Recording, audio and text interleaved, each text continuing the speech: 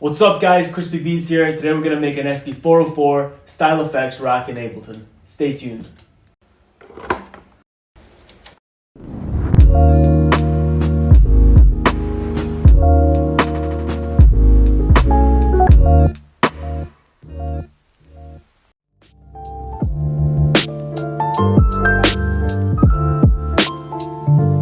Before we get into this video, let me explain real quick what the SP-404 is. But if you're already familiar with the device, feel free to skip to this timestamp. The SP-404 is a sampling workstation made by Roland in 2005. It really quickly gained popularity in the hip-hop culture through beatmakers like dilla, madlib, MF Doom and many more. To this day it remains a staple in the genre, particularly lo-fi hip-hop, for its quirky workflow and integrated effects. These effects were somewhat made to resemble vintage gear. For example, you have vinyl simulation, mid-range distortion, beat repeat and many more. As well as getting used for sampling and beat making in the studio, it's commonly used to trigger effects in live performances. I'll leave some links down below to some of my favorite SP-404 performances. So if you're like me and don't have too much cash to splash but still want to achieve that SP-404 vibe through the equipment and DAW that you already have, this video is for you. Today I'm going to show you how I get the SP-404 style effects through an Ableton effects rack and how I map the effect parameters to a MIDI controller like the Akai MPK Mini or the Ableton Push 2. So without further ado, let's jump into the Ableton session and create this rack. Alright, so I've got an Ableton session pulled up and I've just put one of my beats into an audio track that we can work with as an example. First thing to do is pull up an audio effects rack. So I'm going to go into audio effects, standard rack right here. And that's a blank rack.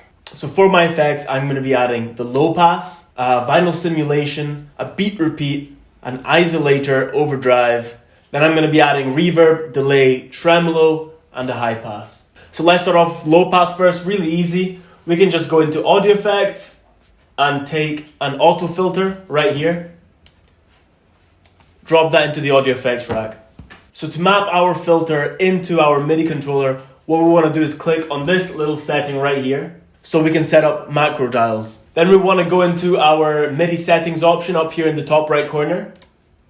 Click on our first macro and adjust the knob we want to map that parameter to. So I'm going to go with this one right here. And now if I exit the MIDI settings, I should be able to see that one move while I play with the MIDI controller.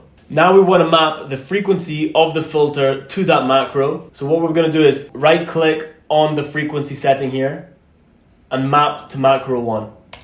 Now with my MIDI controller, I can adjust the filter just like that. To make it a bit easier to visualize, I'm going to change the name of this to low pass.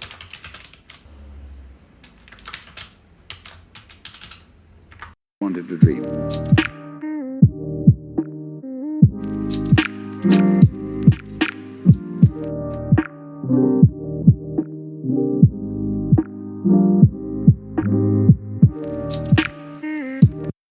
Alright, so now we can go ahead and make the vinyl simulation, which is made up of two stock plugins, the vinyl distortion and an auto filter, which will be a high pass. So let's add both those plugins into the effect rack. And if we click them both holding shift and press Ctrl G, we can group those.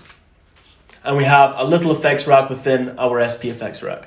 Now we can play about the parameters until we find the sound we want when that effect is turned on.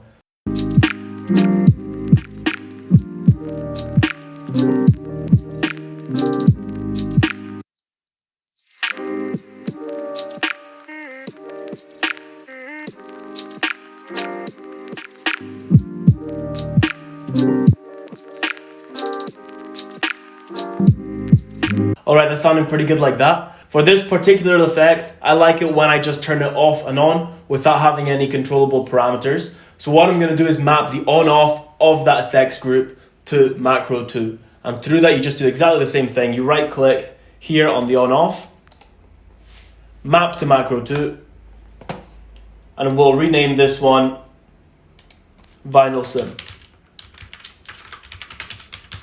Then we'll go ahead and map the MIDI. So click your MIDI settings, click on your Vinyl Sim, on the knob you want to control with, and that way we can turn the Vinyl Sim on and off. So let's see how that sounds. Right,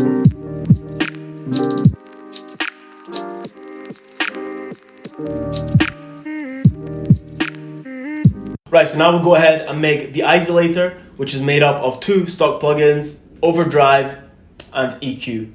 So let's check it out. Now we'll add the Overdrive. And we're going to use EQ3 for this one. Put them both into a rack like we did before. And again, we'll just play about with settings until we get the sound that we like.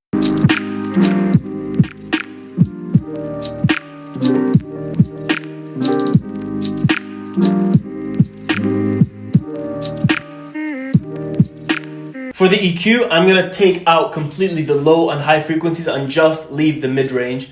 So this will give us a really mid-rangey distortion, really vintage sound, kind of like a broken tape or a ruined vinyl player.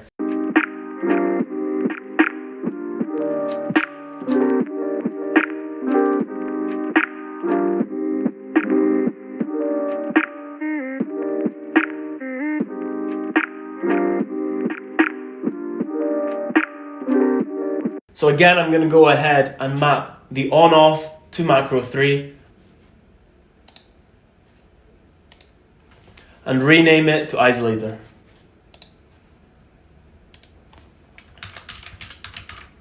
So the next effect is beat repeat, and this is personally my favorite SP effect, and I think it's the most original. Luckily, there is a plugin stock in Ableton called beat repeat, so we'll go ahead and add that. The grid basically controls the rhythm of the repeat of the beat. So if I have it to 16ths, it will repeat in 16ths. If I have it to 8ths, it will repeat in 8ths. And we want to keep the gate at 4 bars. And this is going to ensure that every single time that we engage beat repeat, no matter at what point in the bar the music is playing, it's going to repeat the last beat or quarter beat or 16th or whatever you have it set to. Now for beat repeat, I'm actually going to use 2 separate macros. One is going to be for on-off and another is going to be for the grid. So let's go and do that. I'm going to map first the on-off to macro 4. And then I'm going to map the grid to macro 5. Now I'm going to go ahead and map my MIDI to my controller.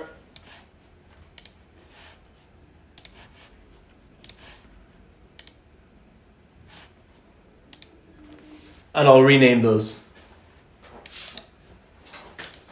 So now I can control the on-off of the effect and the grid of the effect separately.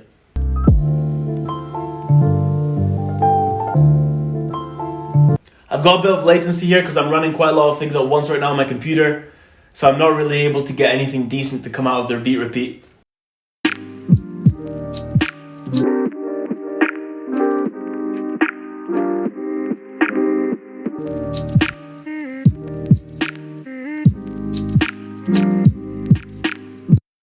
Alright, the next effect we're going to add is the reverb and the freeze reverb. So for this, we're just going to use the standard stock reverb plugin in Ableton.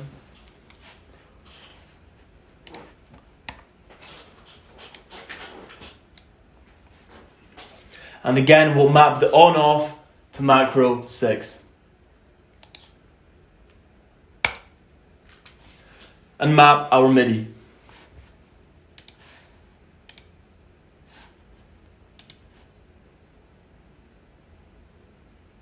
I also want to map the dry wet knob of the reverb to the same macro. So I'll go ahead and do that.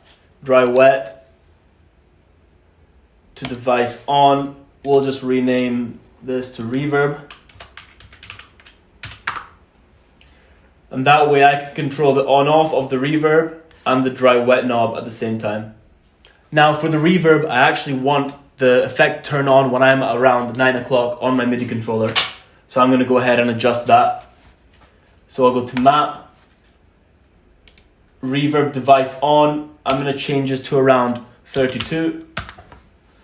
So now, if I'm at around 9 o'clock, that should turn on. I could go a bit less actually. I'll go 20.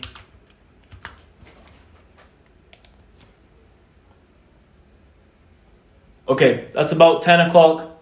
And another thing I want to do is I want the freeze to turn on when I go beyond around 12 or 1 o'clock. So I'm going to map that as well to reverb. I'll click on my map here. And here's the freeze on. And I want to turn this on. Maybe not 64, but maybe we can go 75. Alright, so we can go ahead and adjust any of the reverb parameters to get the exact reverb sound that we want. So I like it quite dense in this kind of application, so I'm going to go ahead and increase the decay time and also the density. So let's see what that sounds like.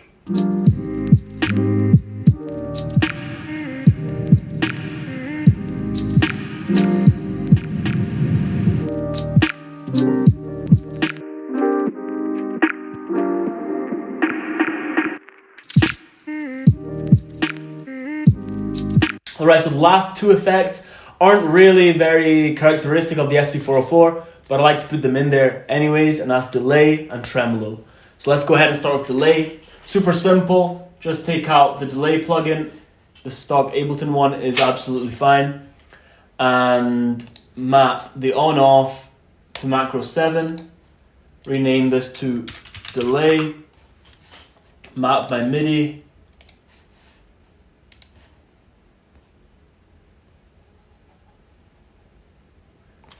And I'm going to do the similar thing I did to reverb, which is map the dry wet knob of the delay to the same macro and lower the trigger at which the on off turns on. And I like this kind of effect because it's sort of like beat repeat, but the beat keeps its continuity.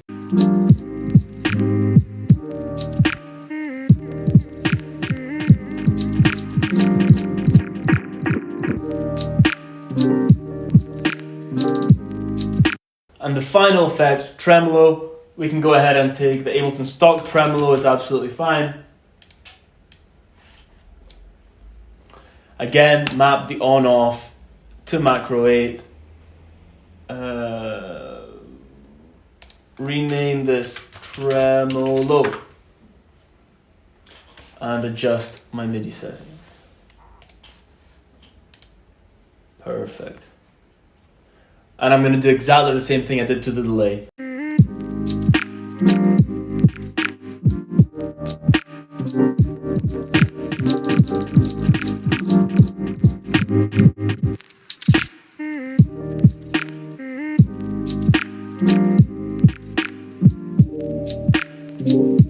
That's the basic effects rack created, so you can go ahead and save that effects rack into your user library so you don't have to recreate it every time. If you just want to download this one, I'll leave a link to it below. Remember that one of the great things of using a DAW over hardware is that we have complete customizability. Customizability, is that a word? We can customize the effect rack completely. So you can change the plugins, put the effects that you want. You can also put external plugins, which is something I do to mine. For example, instead of using the vinyl distortion, I'll use RC20 or maybe isotope vinyl, whatever you want to do. You can map whatever parameter you want to map to your MIDI and you can make it completely yours. So go ahead and have fun with this. I've had lots of fun creating lots of different sounds and effects racks. Apart from that, guys, I hope you enjoyed this video and I hope this was helpful to you. If you did, please don't forget to leave a thumbs up, subscribe, comment. I appreciate every single one of you guys that supports me in this channel. For now, until next time, until next week, have a great week. Catch you later, guys. Bye-bye.